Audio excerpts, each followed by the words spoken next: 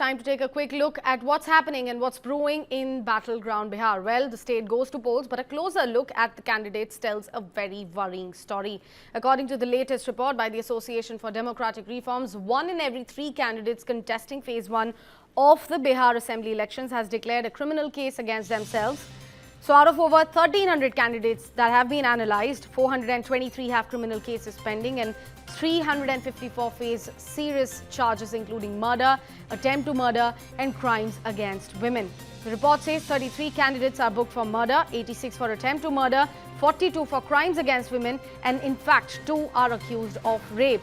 When it comes to parties, there's hardly a clean slate. From the BJP and RJD to the Congress and JDU, criminal charges cut across party lines. The RJD tops the list with 76% of its candidates facing criminal cases. It's followed by the BJP and Congress, both at 65%, while Jan Swaraj has 44% and JDU stands at 39%. Among the left parties, CPI and CPIM record a full 100% and the LJP Ram Vilas Paswan's faction shows 54%. The numbers paint a very clear picture that crime continues to cast a long shadow over Bihar's politics. And as the first phase of poll draws near, voters face a tough question. Can they really find clean candidates on the ballot?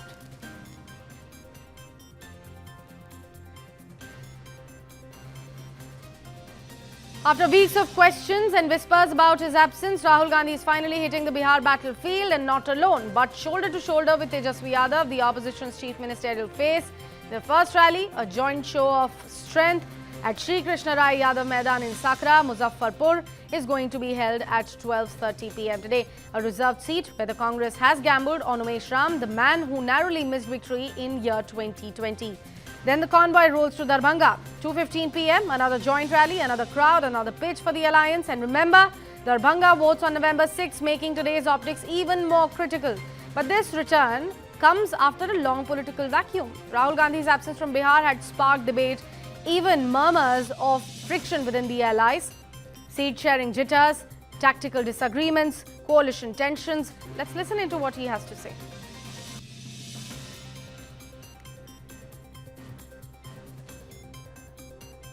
को लेकर deputy chief minister के लिए कभी विवाद नहीं रहा। मैं आपको कहता हूँ जो चीज़ सही है तो सही है। नंबर को लेकर था कि हम चाहते थे कि अच्छे नंबर पे लड़े और वो नंबर पॉसिबल नहीं हो पाया। जो भी नंबर तय हुआ उससे मैं सहमत हूँ, खुशी प्राप्त करता हूँ अपने आप में और निराश भी नहीं हूँ। एक मल्ला का बेटा कल तक टिकट मांगता था, चप्पल घिस देता था, एक टिकट नसीब नहीं होता था। आज हम टिकट बांट रहे हैं, ये हमारी उपलब्धि है। ये बात सही है कि हमें 35 सीट, 40 सीट, 30 सीट बांटना था, नहीं बांटे, लेकिन 15 तो बांटे।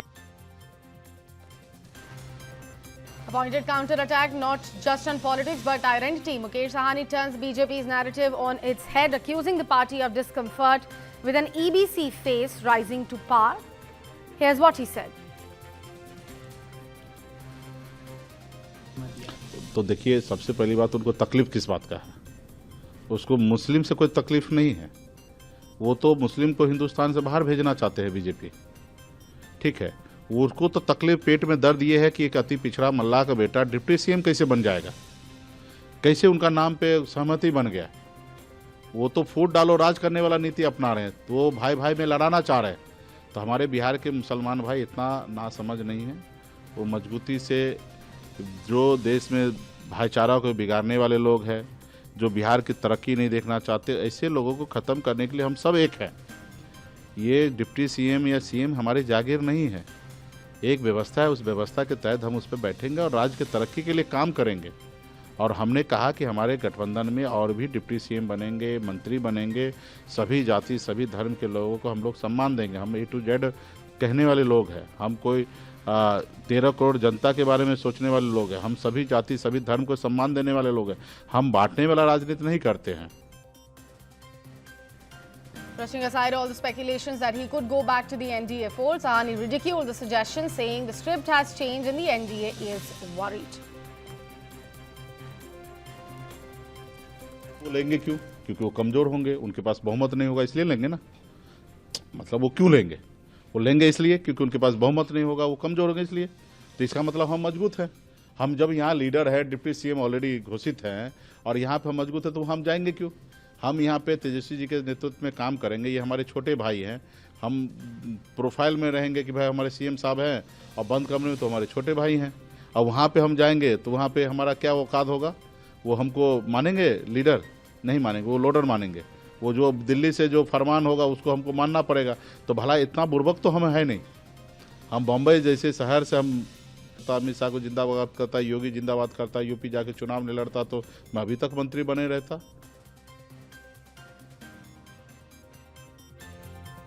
Opposition projects its leadership lineup. The BJP has also hit back, calling it a house being divided. BJP MP Manoj Tiwari launching a pointed attack, accusing the Mahagathbandhan of using Muslim voters but delivering little, and claiming Tejaswi's elevation came after internal turmoil.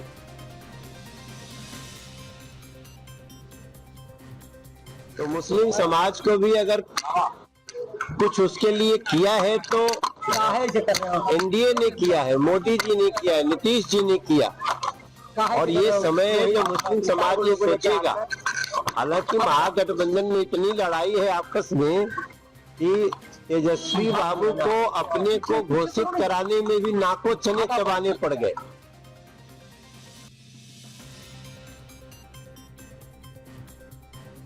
In the heat of the Bihar battle, a sharp political jab and a pointed question on representation as well. AIMIM's chief Asaduddin Owaisi firing the first big communal representation salvo at the INDIA bloc, asking, where is the Muslim face for Deputy Chief Minister? Owaisi declaring, and I quote, if a boatsman's son can become Deputy Chief Minister, then why can't a Muhammad's son?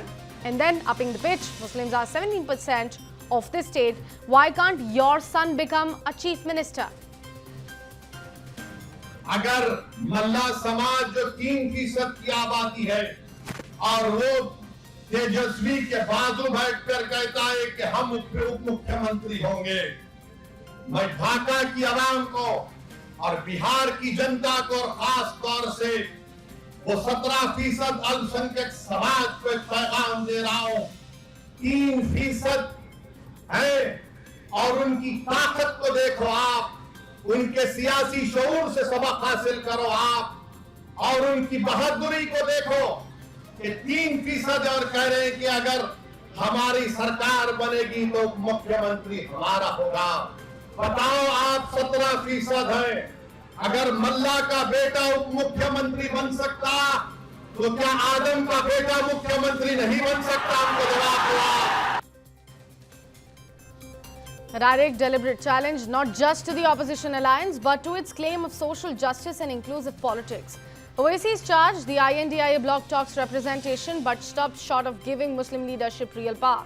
With Bihar counting down to polling day, this question hits very loud: who speaks for the state's biggest minority and who gets to lead?